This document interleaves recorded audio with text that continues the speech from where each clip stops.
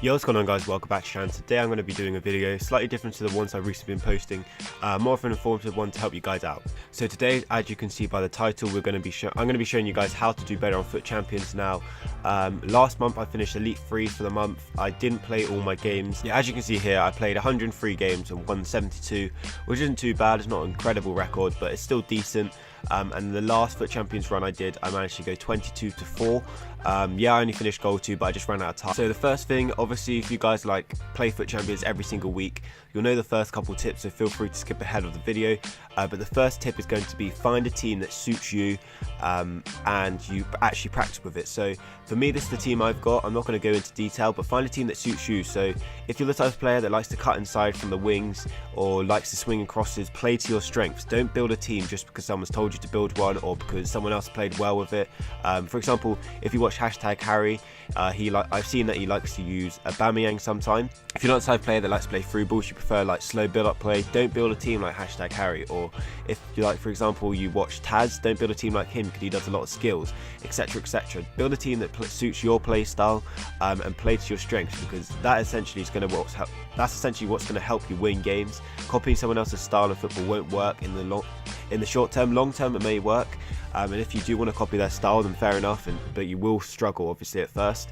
But yeah, build a team that suits your strengths. Second of all is this one I would recommend looking at other people, but do experiment yourself.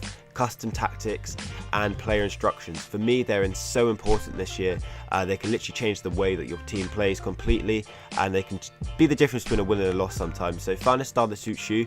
As you can see, I quite like a high pressure attack. At the start of the year, I was using quite a laissez-faire, if you want to call it that, where you kind of sit back from your opponent, let your opponent do most of the work and then counter attack, which does work very well, but I prefer being the dominant edge in the game. And yeah, as you can see from my tactics, they're all quite high up, fast speed, high defensive line, because when you have a defensive line that's always on your opponent, you do dominate the game a lot better. Player instructions, they're literally, I wouldn't personally look online for player instructions because they don't hugely influence the way your players are going to play, but they do little things that kind of complement the way you play yourself.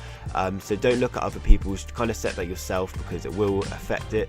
Feel free to have a look just to get what other people's opinions are and to know what they actually do. But yeah, obviously just set them for yourself because they do help.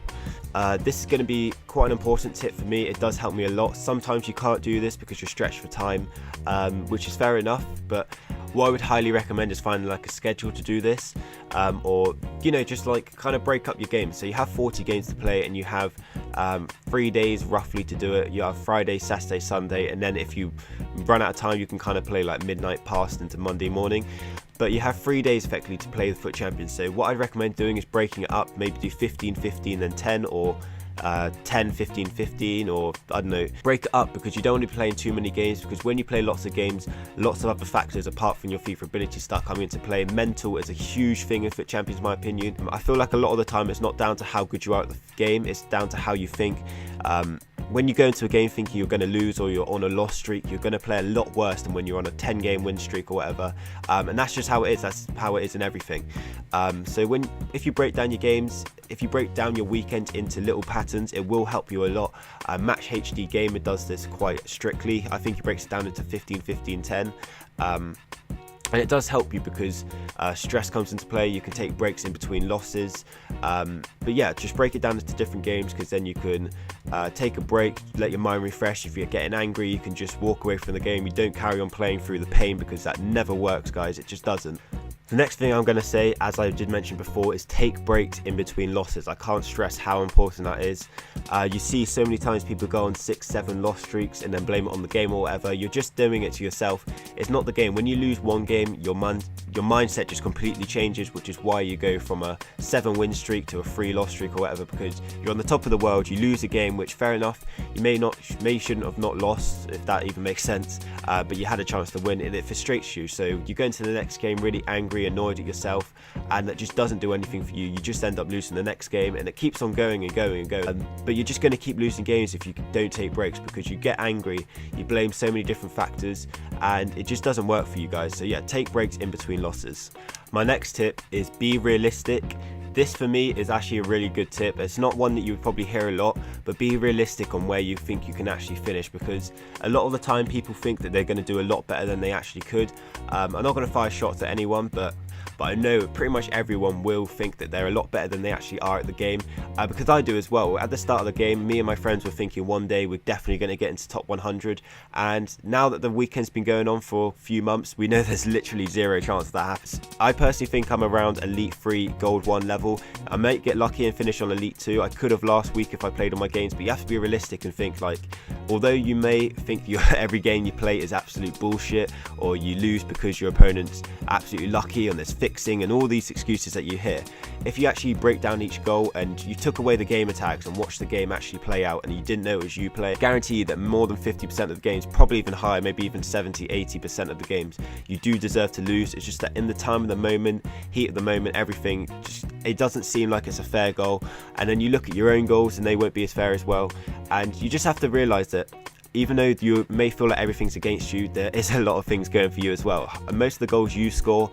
your opponent would be saying the exact same things.